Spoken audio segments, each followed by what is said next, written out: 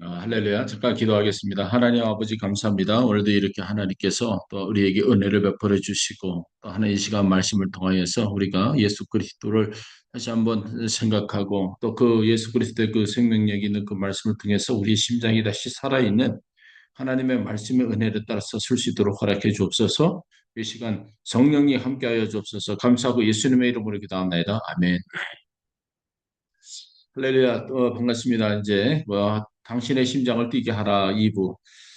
지난 1부에서는 삼자가 너무 목소리를 높이 어, 키웠던 것 같아요.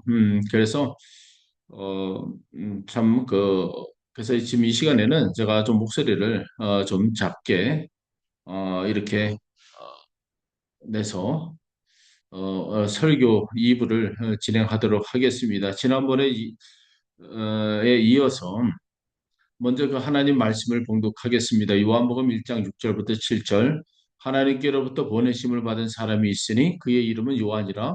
그가 증언하러 왔으니 빛에 대하여 증언하고 모든 사람이 자기로 말미암아 믿게 하려 합니다. 라고 아멘. 오늘 그 2부에서는 그 이어서 지난번에 이제 그 한 할아버지 람다스 할아버지가 예수를 만난 이야기들을 하다가 중간에 멈췄습니다. 자, 이 시간에도 그 하나님의 그 말씀들이 다시 한번 우리 가운데서 살아 역사하시기를 원합니다. 버려진 자들의 그 향한 그 하나님의 국률 하심은 놀랍습니다. 그 자신을 죽기까지 복종하시고 그리고 그 복종하심을 통해서 우리의 인간이 태어날 때부터 죄의 성격을 갖고 있었던 이 죄성들을 또 하나님 앞에 거룩하고 흠이 없는 자의 모습으로 쓸 수 있고 또 그 생명력을 얻어서 우리가 하나님과 앞에서 부끄러움 없이 쓸 수 있도록 은혜를 주셨다는 것들을 우리가 다시 한번 인식하고 했으면 좋겠습니다. 인도 달리트는 수천 년 동안 이제 들어왔습니다. 그래서 인도에서 어, 살아가면서 많은 사람들이 그 만들어 놓은 이 카스트 안에서 이제 상류와 이 하류층 의 사람들을 구분하고 어째 보면 이것이 인간이 인간을 이 분류한다는 그 자체가 어, 문제가 있죠. 그리고 이제 그들이 만들어 놓은 그 인간의 그 제도 안에서 카스트 안에 있는 사람들은 이게 상류층에서 이런 사람들의 기준에서 만들어 놓았고, 그리고 이제 그 카스트 밖에 있는 사람들은 불결한 자들이다라고 이렇게 말을 하고 있는데, 어, 그들이 어, 말하고 있는 것들은 어, 그들이 이제 카스트를 유지하기 위해서 어, 거짓말을 많이 하고 있는 것들이죠. 이제 본문으로 돌아가면은 오늘 우리가 이렇게 로마서 8장의 11절 지난번에 이어서 예수를 죽은 자 가운데 살리신 영이 너희 안에 거하시며 그리스도를 예수 그리스도 죽은 자 살리신 이가 너희 안에 거하시는 그의 영으로 말미암아 너희 죽을 몸도 살린다라고 말하고 있습니다. 자, 인도 카스트가 만들어 놓았던 이런 부분들이 바로 어떤 모습들이냐면 인도가 이 불가촉 천민들 그들에게 이야기하고 있죠. 너희는 이제 불결한 자들이다. 너희가 가치가 없다. 너희 전생에 죄를 지어서 그렇게 태어났다. 너희는 더럽다. 너희는 부정하다. 아, 그들은 태어날 때부터 그래서 달리트인들이나 이게 소외된 이 가난한 자들에게는 자신들이 가치가 없다는 말들을 들으면서 자랐지만 바로 이런 것을 볼 때 우리가 세상은 여러분들에게 이제 거짓말을 하는 것이죠. 세상은 말합니다. 너는 가치가 없다. 내가 얼마나 아름다운 거에 너의 너의 그 자리를 지키는 것이 아름답다. 세상은 또 이렇게 말합니다. 너의 가치는 내가 얼마나 많이 버는가에 달려 있다라고 얘기하고 있습니다. 그리고 너의 가치는 내가 얼마나 성공하느냐에 달려 있다라고 말하고 있지만, 그러나 진정한 이 가치는 하나님의 자녀로서 다시 태어나는 거. 우리 인간은 태어날 때부터 죄의 숙성을 달고 태어났기 때문에 죄인인 거예요. 그래서 이 죄인의 이 신분을 내가 스스로 벗을 수가 없습니다. 왜요? 악한 마귀가 붙들고 있기 때문에, 이 어둠에 속한 이 공중 권세가 우리를 붙들고 있기 때문에 이 죄의 속성들을 우리가 스스로가 벗어날 수가 없다는 거예요. 신분이 죄의 속성의 피를 갖고 있기 때문에 예, 거룩한 하나님의 자녀로 예, 내 의지, 내 뜻대로 될 수가 없다는 것들입니다. 그렇기 때문에 하나님께서 그 자신을 예, 비우시고 이 땅에 오셔서 인간의 몸으로 오셔서 우리의 죄를 대신 대속해 주신 사건이 십자가의 사건이라는 거예요. 그래서 그 십자가의 사건으로 인해서 하나님의 언약의 성취가 이루어지고 또 예수 승리, 부활 승리로 나타나서 우리가 예수의 이름을 믿는 순간 우리는 이제 죄의 자리에서 하나님이 만들어 놓은 하나님의 자녀로서의 이 신분을 우리가 가지고 있는 것이라는 것들입니다. 네.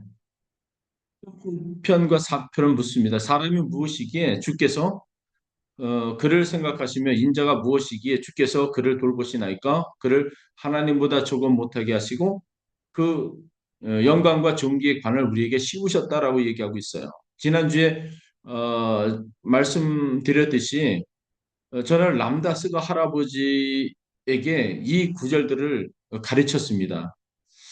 그분은 자신은 쓰레기 청소부의 일을 하면서 자신이 정말 가치 없고 그리고 버려진 자다라고 했을 때에 그는 예수를 믿고 또 그 예수가 또 자신의 이러한 신분까지도 해방을 시켜 주셨다라고 하는 그 것들을 믿고 하나님 앞에 나와 이 그분이 이제 고백을 했듯이 저는 람다스 할아버지께 이 구절을 가르쳤습니다. 사람이 무엇이기에 주께서 그를 생각하시며 인자가 무엇이기에 주께서 그를 돌보시나이까? 그를 하나님보다 조금 못하게 하시고 어, 영화와 종기로 관을 씌우셨나이다.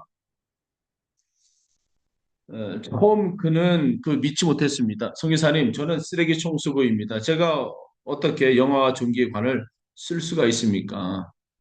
저는 그 할아버지의 손을 붙잡고 말했습니다. 할아버지, 하나님께서 할아버지를 창조하실 때 그분은 실수하지 않으셨습니다.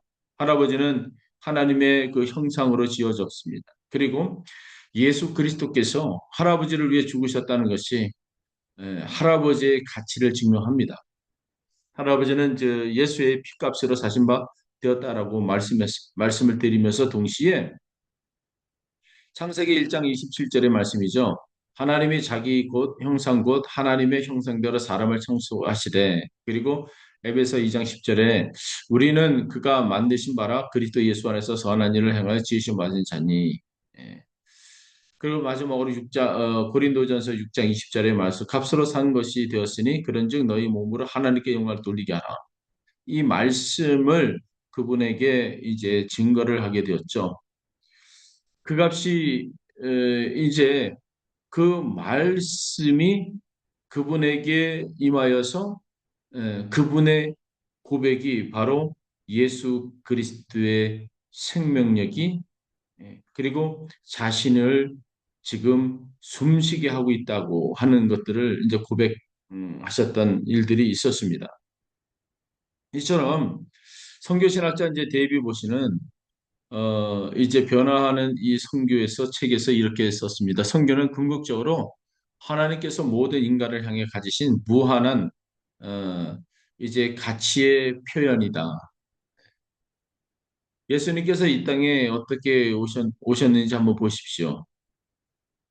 자, 예수님은 이 땅에 오셨을 때 세상의 중심으로 내려오셔서 왕의 자리로 또 오실 수 있는 분이셨지만, 그러나 예수님은 변두리로 오셨다는 것, 주변부로 오셔서 소외된 자들과 함께 하셨고, 그리고 이 주변부에서 중심부로 들어가셨다.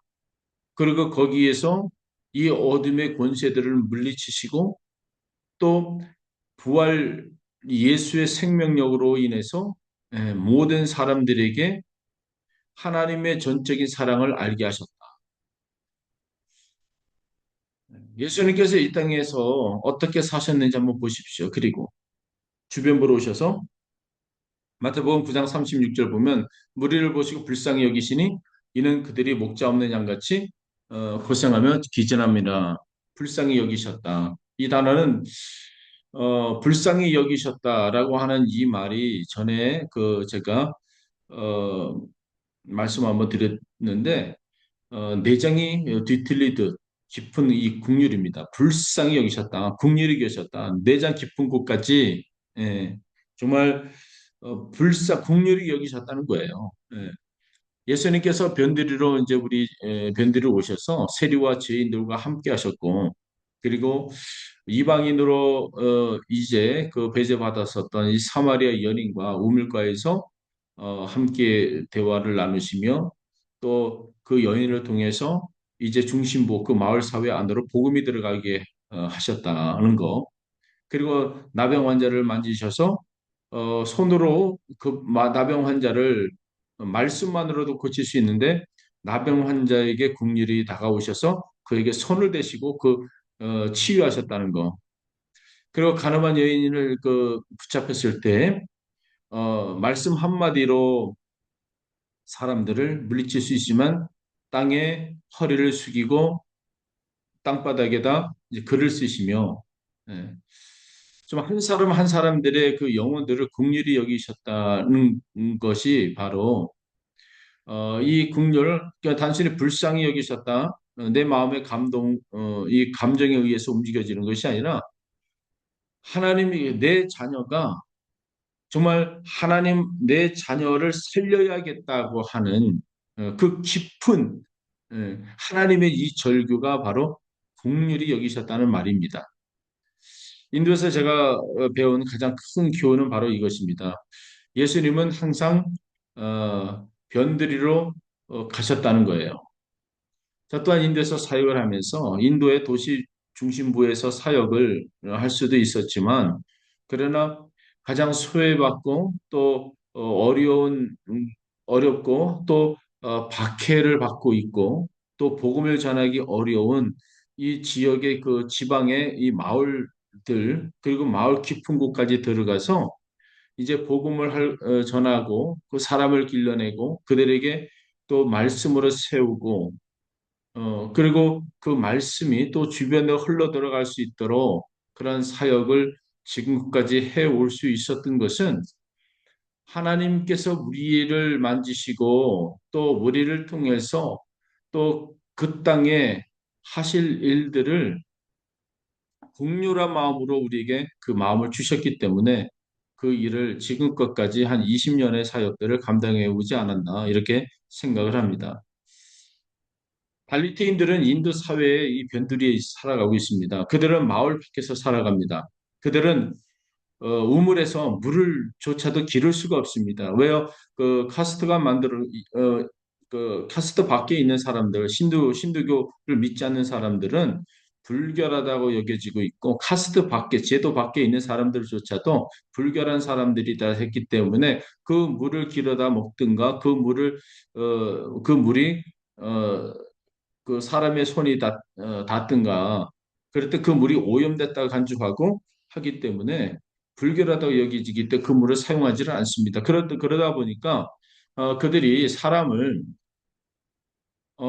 이제 주변에 있는 사람들을 통해서 이제 어, 이렇게도 가지만 굉장히 많은 어려움들을 주는 것이 실제적으로 많은 것을 보고 제가 경험을 했습니다. 그런데 복음이 들어왔을 때는 모든 것이 다 바뀌게 된다는 사실들이에요. 복음이 들어오게 되면. 그래서 우물 곁에서 제가 야곱의 우물이라고 하는 우물들을 파지만 우리가 힌두인들이 만들어 그 우물은 누구도 예수 믿는 사람들은 그 물을 기를 수도 없고 또 힌두교 밖에 있는 낮은 불가촉 천민의 이 달리트들이라든가 그 불가촉 천민들은 그 물을 길어다 먹을 수조차 없는 상황이죠. 그래서 개울물을 떠다가 먹어야 하는 그런 상황들이지만 그러나 그 마을 속에서 이제 그 마을에서 이제 그들의 고충들을 알고 그 마을에 우물을 뚫고 그 우물은 누구나 마실 수 있도록 또 우물의 깊이도 가장 깊이 파서 누구나 마실 수 했을 때 많은 사람들이 그 물의 깨끗함들을 알고 몰려듭니다. 거기서 이제 종교의 어떠한 카스트다, 기독교이다 그런 거에 상관없이 누구나 그 물을 마실 수 있도록 하게 되어지는데 거기 와서 이제 예수를 만나게 되는 그 사마리아 여인이 그 예수를 만나서 그 우물에서 만나서 이제 그 마을 사회에 들어가서 이제 예수님을 이제 증거했던 것처럼 그러한 역할들이 어, 통해서 이제 복음이 들어왔을 때 그 마을 사회가 모든 것이 바뀌게 된다는 사실들입니다. 갈라디아서 3장 28절을 보면 너희는 유대인이나 그 헬라인이나 종이나 자유인이나 남자나 여자나 다 그리스도 안에서 예수 안에서 하나다라고 말하고 있어요. 그리스도 안에서는 이 카스트가 없어요. 그리스도 안에서는 이제 차별도 없습니다. 그리스도 안에서 모두가 하나님의 자녀인 거예요. 그래서 저희가 인도 선교제에서 배운 이 교훈은 바는 증언하는 이 삶이 얼마나 귀한지 이 세례 요한의 이 모델을 보면은 세례 요한은 자기 자신을 이제 가렸습니다. 그리고 자기보다도 예수 그리스도를 드러낸 사람이 바로 세례 요한인 거예요.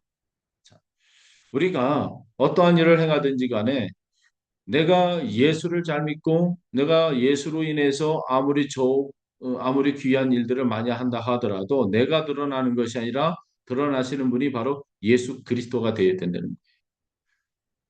누군가는 많은 11조를 내고 누군가는 많은 헌금을 내고 누군가는 많은 선교 헌금을 내고 누군가는 많은 한다고 해서 자기가 높아져서 내는 것이 아니라 오직 예수 그리스도가 드러나야 된다는 거예요.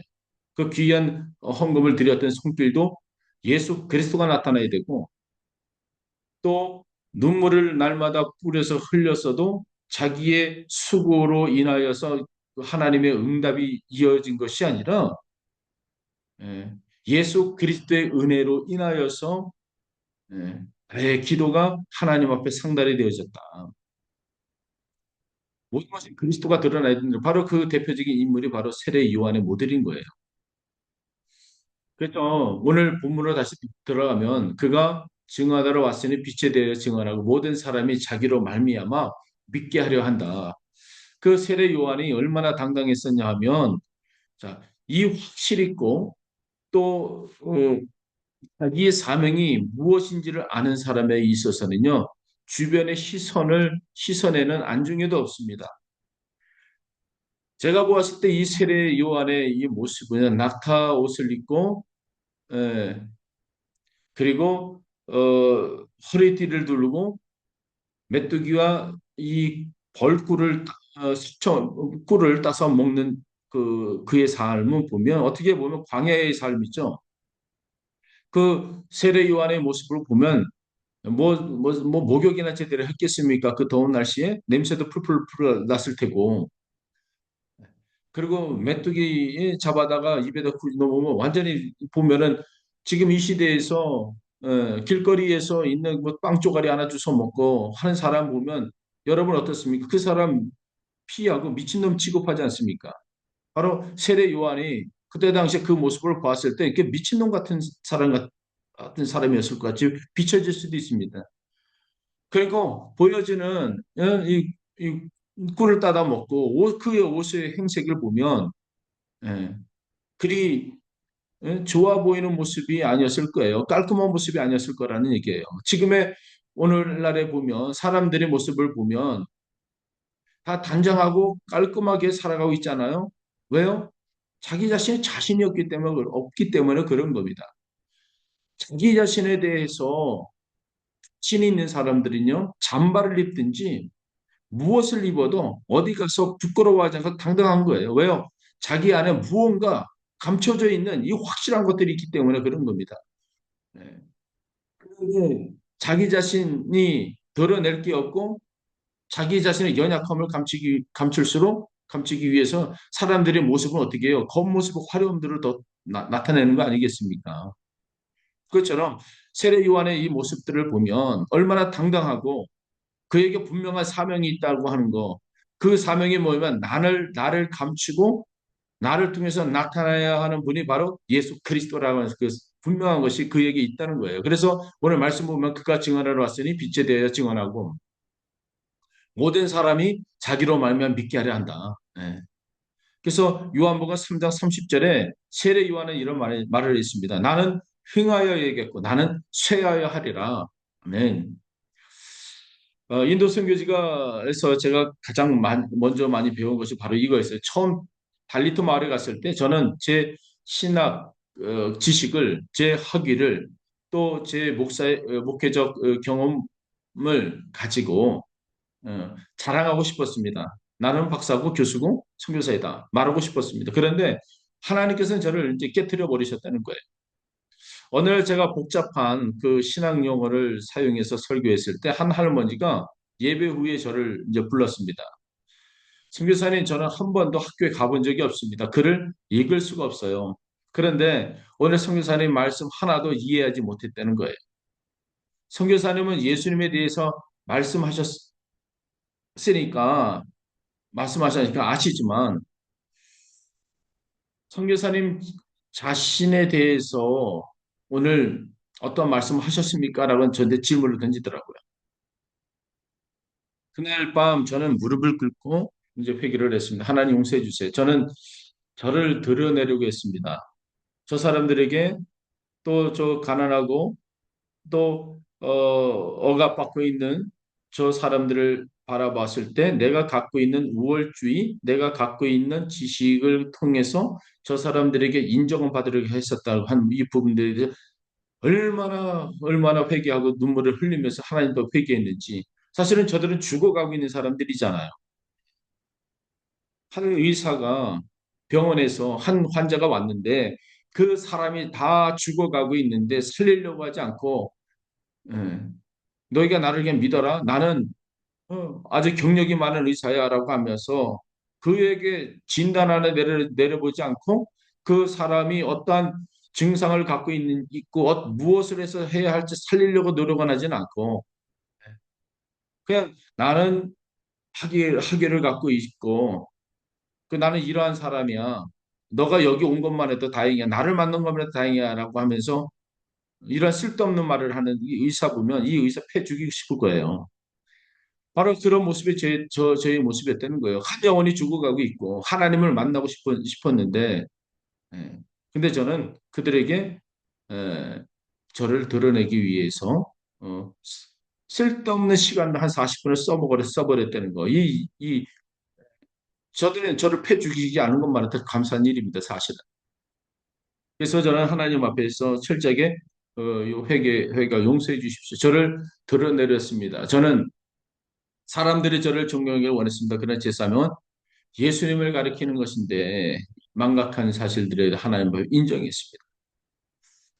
그리고 그 이후로는 이제는 철저하게 제가 무엇이든 간에 예수님만 드러내기로 또 예수님 말씀만 전하기 시작을 했는데 에, 정말 그들이 변하기 시작하고 보여지는 속도는 너무 느리지만 저들이 변하고 있는 모습들을 어, 이제 경험하면서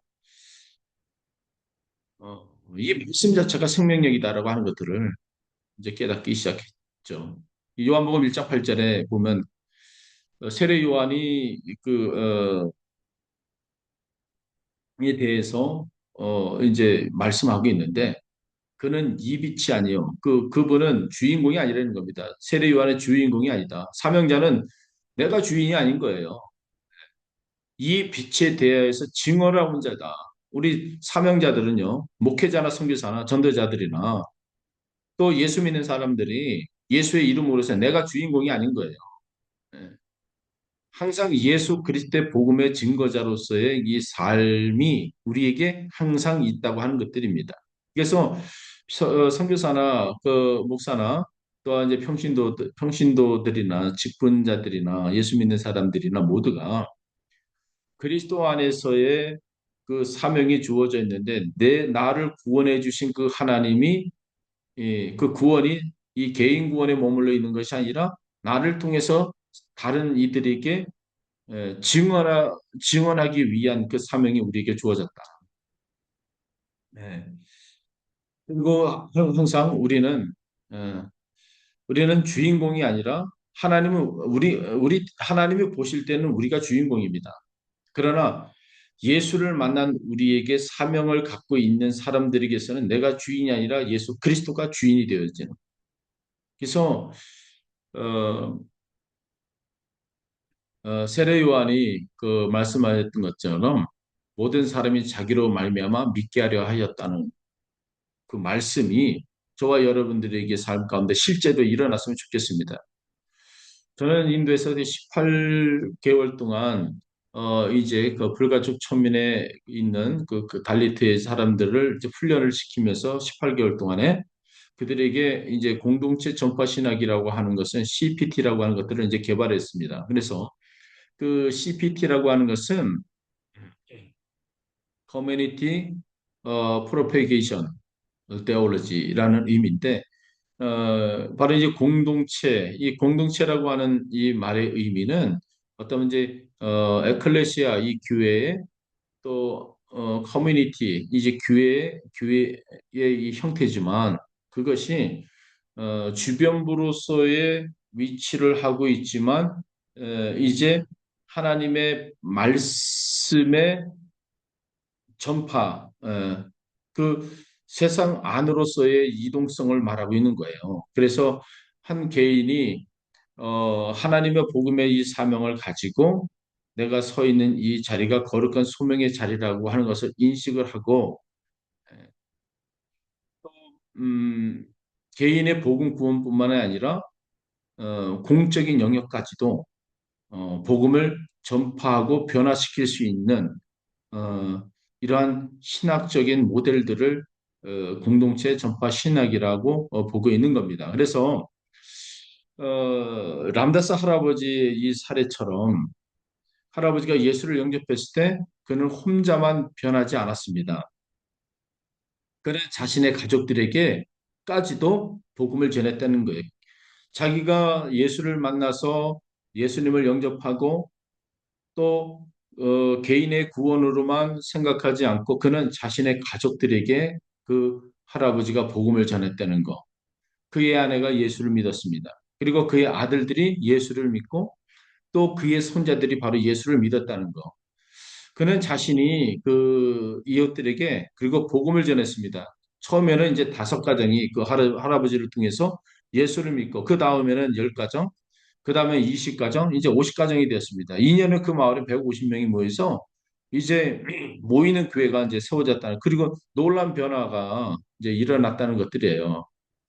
그 놀란 변화 중에 하나가 뭐냐면 예수를 믿게 되어지니까 알코올 중독자가 이제 술을 끊는 역사가 나타나게 되어지고 예수를 그 마을에서 끊임없이 가정 안에서의 폭력들이 난무하고 또 이웃과 이웃 간의 서로 비방과 그리고 여러 가지의 그 폭리들이 보이지 않게 했던 것들 이러한 일들이 이제 변해가고 또 가정 안에서의 폭력들이 끊어져 버리고 또 아이들이 이제 소망 없이 소망의 본인들이 이제 달리트나 이제 불가촉 천민의 자녀들이라고 해서 그들이 인도 사회에서 배제된 이들이다. 그래서 그 울타리의 경계를 뛰어넘을 수 없을 것이다라고 했던 그 아이들이 그 경계를 뛰어넘기 위해서 이제 교육의 기회를 갖고 학교에 가기 시작했다.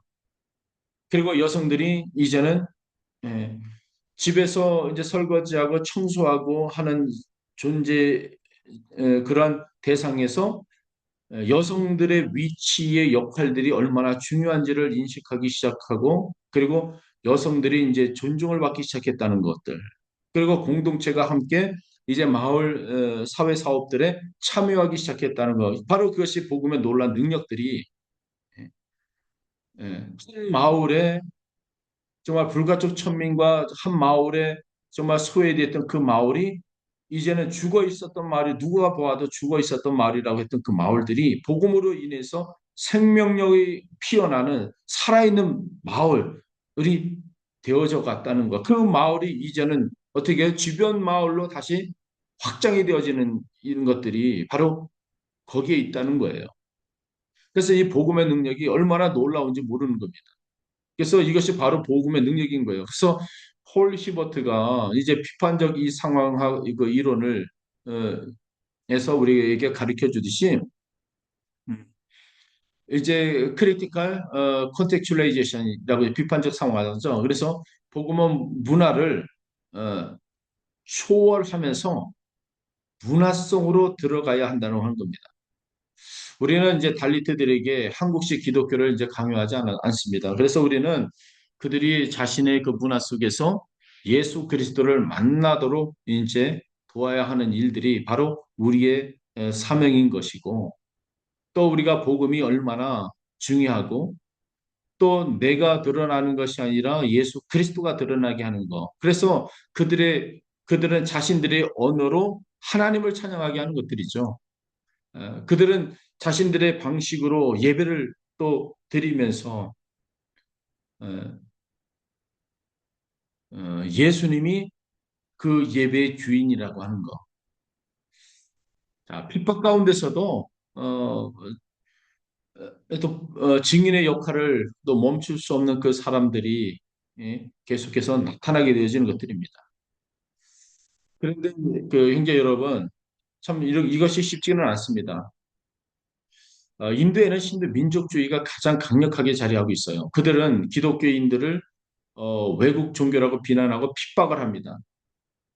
이 남다스 할아버지는 교회는 세 번이나 할아버지가 다니는 교회는 세 번이나 이제 파괴가 되었어요. 힌두 그 극단주의자들이 와서 십자가를 부수고 교회를 불태우고 벽에 기독교인들이라고 나가라고 하면서 위협까지 하고 그들의 가족까지도 위협하는 그 순간에도 어느 일요일 날 새벽 저는 람다스 할아버지부터 이제 전화를 받았습니다. 선교사님 어젯밤에 인도에 힌두 구구자들이 또 왔다. 그리고 불을 지르고 가버렸다. 그런데 선교사님 오늘 아침 예배에 200명이 모였습니다. 우리는 이 잿더미 위에서 예배를 드렸습니다. 우리는 부활하신 예수님을 위해서 예수님을 예배했습니다라고 하는 것이에요. 자, 불태워져 있는 이 교회에 와서 그 소식을 들은 사람들이 교회에 몰려 들어와서 또 다시 한번 예배를 드렸다는 거. 누군가는 교회를 불태웠지만 누군가는 그 교회에 모여드렸다는 거예요. 잿더미 위에서. 부활하신 그 예수님이 그 생명력이 머문 자들에게 나타나는 것들이 그런 증상, 그런 것이죠. 예. 그만큼 예수의 이름이 값어치 있고 예수의 이름이 소망이고 예수의 이름에 생명력이 있다는 것들을 이 할아버지를 통해서 볼 수가 있는 겁니다. 그런데 우리의 교회들은 지금의 모습대로 그 예수의 이름으로 세상의 것들을 자랑하게 하고 예수의 이름보다도 세상의 기준과 그 도덕을 교회 강단에서 서슴없이 그것이 하나님의 말씀인 것처럼 선포하고 있고 예, 하나님의 귀한 헌금을 통해서 개인 주머니 그 돈처럼 사용하고 있는 일부 잘못된 이 신앙인들의 모습들 교회가 세상을 향해서 손을 내밀어야 하는데 교회 안에 갇혀 있어서 교회 건물 지키기 위해서 급급하고 있는 예, 예수의 이름을 그런 데 쓰라고 준 것이 아니지 않습니까? 그런데 그 예수의 이름을 가지고 사람을 살려내고 죽은 자들을 향해서 손을 내밀고 그 헌금을 통해서 누군가 필요한 곳에 쓰임을 받을 수 있도록 길을 열어가야 하는데 모든 것을 다 건물 아래 가둬버리고 있는 이 엄청난 이 사건들이죠. 회개해야 되죠. 인도 교회 모습 보세요. 교회가 부서졌어도 또그 부서진 교회에서 예배드리면 자신들이 박해를 받고 또 감시를 당하고 어려움을 당할 것을 알면서도 그 아침에 200여 명이 모여서 그 재뜸에서 예배드렸다는 그 모습들. 바로 그것이 그 박해 속에서도 예수의 그 생명력이 그들의 삶 가운데서 하나님을 만난 자들에게 나타나는 것이 바로 그런 거죠. 고난 가운데서 감사를 피하라는 것이 바로 하나님을 만나는 자들에 대한 만난 자들의 예, 모습이죠. 사도행전 5장 41장 42절을 한번 보면은 사도들은 그 이름을 위하여 능력을 받는 일에 합당한 자로 여기심을 기뻐하면서 공회 앞을 떠나니라. 그들이 날마다 성전에 있든지 집에 있든지 예수 그리스도라고 가르치기와 전도하기를 그치지 아니하였다라고 얘기했습니다. 하나님을 만난 자들, 예수님을 진짜 만난 자들은요, 만난 자들은 그게 사실이고 정말 예? 누군가에게 이 사실을 알리고 싶어서 그들은 멈출 수가 없었다는 얘기예요. 여러분들의 삶 가운데서 정말 무언가 기쁜 소식, 정말 예, 여러분의 자녀가 잘 되고 어떤 좋은 직장에 취업을 하고 예, 아주 좋은 대학에 합격하고 했다면 여러분이 얼마나 기뻐서 여러분 자신이 그것을 알리고 싶어서 여러 사람의 전화 걸고 손녀가 제목만 보내도 여러분 핸드폰에는 그 아이들의 사진을 넣고 누군가에게 카톡하고 보내고 그렇게 좋아하지 않습니까? 바로 그것처럼 예수만 믿는 사람들은 그 기쁨과 이 감사와 이 사실성, 이 확실성에 멈출 수가 없었다는 겁니다. 왜입니까? 그들이 경험했기 때문에 그런 거예요. 예수의 이름 때 변화됐기 때문에 그런 겁니다. 그들이 죽음에서 생명으로 옮겨졌기 때문에 그렇다는 거예요. 마태복음 28장 19절 20절에 그러므로 너희는 가서 모든 족속으로 모든 민족으로 제자를 삼아 아버지와 아들과 성령의 이름으로 세례를 베풀고 내가 너희에게 분부한 모든 것을 가르쳐 지키게 하라. 이것은 선택이 아닌 거예요. 모든 사람이 믿게 하려 하신 이것은 명령인 겁니다. 사랑하는 동역자 여러분, 이 긴급성들을 느끼십니까? 로마서 10장 14절에 그런즉 그들이 믿지 아니하는 일을 어찌 부르리요? 듣지 못한 이들이 어찌 믿으리요? 전파하는 자가 없이 어찌 들으리요? 인도에는 아직도 3억 명의 이 달리트들이 있습니다. 그들의 대부분 예수를 모릅니다. 또 11억 명의 신도교대인들 대부분의 복음을 들어본 적이 없습니다. 2억 명의 무슬림들 대부분의 예수님을 단지 선지자로만 알고 살아가고 있습니다. 그런데 우리는 무엇을 하고 있습니까? 에스겔 3장 18절이 경고합니다. 내가 악인에게 이르기를 너는 꼭 죽으리라고 할 때 내가 깨우치지 아니하거나 말로 악인에게 일러서 그의 악한 길을 떠나 생명을 구원하지 아니하면 그 악인은 그의 죄악 중에서 죽으려니와 그의 피를 내 손에서 찾을 것이고 라는 말씀이 있습니다. 형제 여러분, 저는 오늘 여러분에게 다시 도전합니다. 가십시오. 누군가는 인도를 가야 하고 누군가는 고국으로 돌아가야 하고 누군가는 아프리카로 가야 하고 누군가는 저 브라질로 가야 하고 누군가는 이 사막으로 가고 선교사님 저는 갈 수가 없습니다라고 말할 수도 있습니다. 그렇다면 보내세요. 여러분의 재정으로 여러분의 기도로 여러분의 헌신으로 선교사들을 보내십시오. 선교사님 저는 돈이 없습니다. 그렇다면 여러분이 있는 곳에서 증언하십시오. 여러분의 직장이나 또 여러분이 섬기고 있는 곳에서 여러분이 살아가고 있는 동네에서 증언하십시오.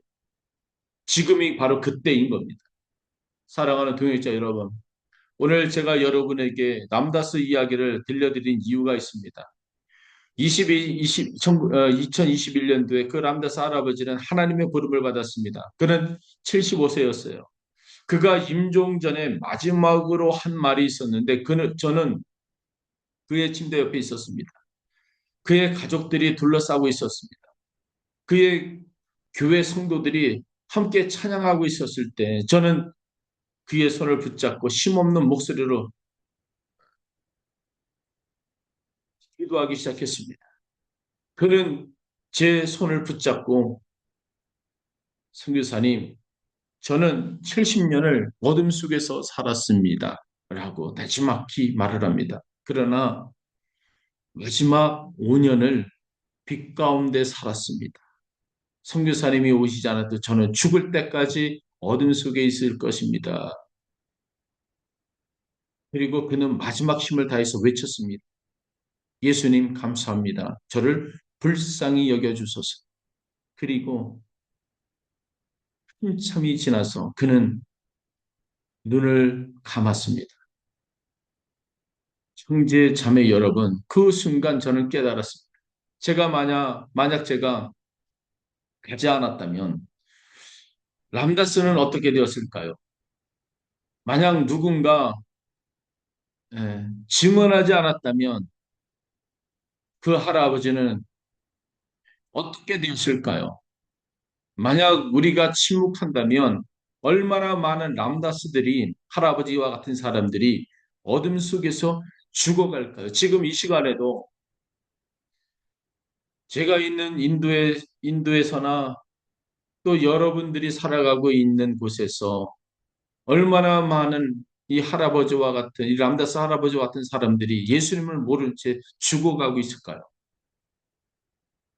중국 어딘가에 한 젊은이가 절망하고 있습니다. 소망을 모른 채. 중동 어딘가에 한 어머니가 울고 있습니다. 위로자를 모른 채.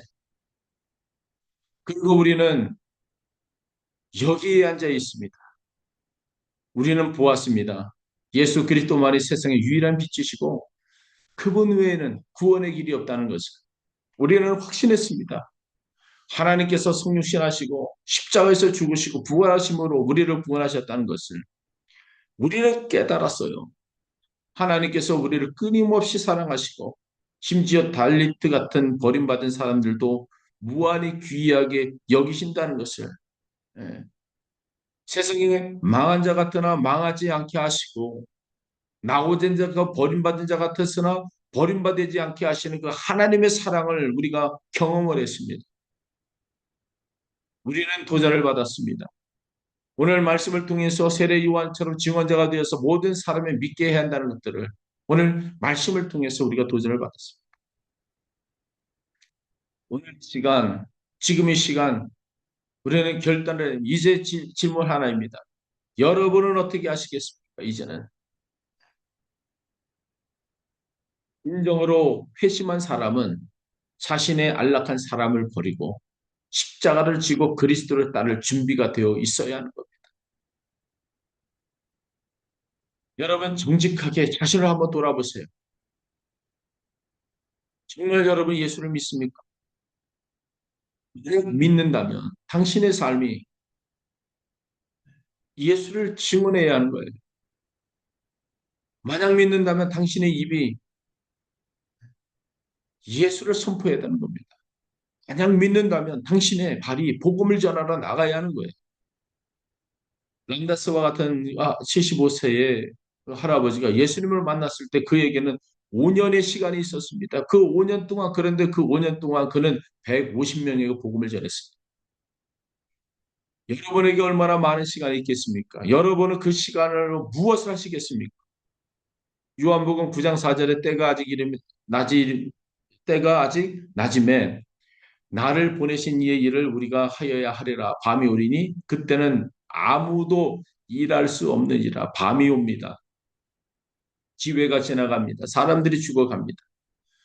사도행전 1장 8절에 하나님이 예수님께서 약속하십니다. 오직 성령이 너에게 임하시면 너희가 권능을 받고 예루살렘과 온 유대와 사마리아 땅까지 내 증인이 되리라. 여러분 혼자가 아니에요. 로마서 10장 15절 보내심을 받지 아니하였으면 어찌 전파리요 기록된 바 아름답도다 좋은 소식을 전하는 자들 발휘함과 같으니라. 인생에서 할아버지가 죽기 전에 그는 교회에 유언을 남겼습니다. 나는 70년을 잃어버렸습니다. 여러분은 잃지 마십시오. 가서 전하십시오. 모든 사람이 믿게 하십시오. 나처럼 70년을 기다리지 말고 오늘 전하십시오. 여러분 일어나십시오. 일어나십시오. 일어나십시오. 일어나 잃어버린 영혼들에게 가십시오. 일어나 어둠 속에 있는 사람들을 나가십시오. 일어나 빛 대신 예수 그리스도를 증언하십시오. 가십시오. 어디든 가세요. 여러분의 직장으로 가시거나 가정 안에서나 직장 안에서나 어디든 여러분의 이웃으로 향하십시오. 여러분의 재정으로, 여러분의 기도로, 여러분의 증언으로, 여러분이 있는 곳이 바로 선교지이고, 또 여러분이 갈 수 없는 해외라면 재정으로나 기도로나 또 사람을 보내시든 어디든 하십시오. 요한복음 1장 6절과 7절의 말씀으로 마칩니다. 하나님께로부터 보내심을 받은 사람이 있으니 그의 이름은 요한이라. 그가 증언하러 왔으니 빛에 대하여 증언하고 모든 사람이 자기로 말미암아 믿게 하려 함이라. 이제 여러분의 이름을 이 말씀에 넣습니다. 하나님께로 보내심을 받은 사람 그의 이름은 정태라. 그가 증언하러 왔으니 빛에 대해 증언하고 모든 사람이 자기로 말을 믿게 하려 함이라. 이것이 우리 여러분의 운명입니다. 이것이 여러분의 사명이고 이것이 여러분 속에 숨쉬는 이유입니다. 기도하겠습니다. 하나님 아버지 하나님 감사합니다. 오늘도 우리에게 주신 귀한 예수의 그리스도의 그 말씀들이 우리를 통하여서 증언하는 자로 하나님 쓸 수 있도록 하여 주시고 어디든지 지금도 수많은 영혼들이 죽어가고 있는 그 자리로 우리의 발걸음들을 옮겨 주옵소서.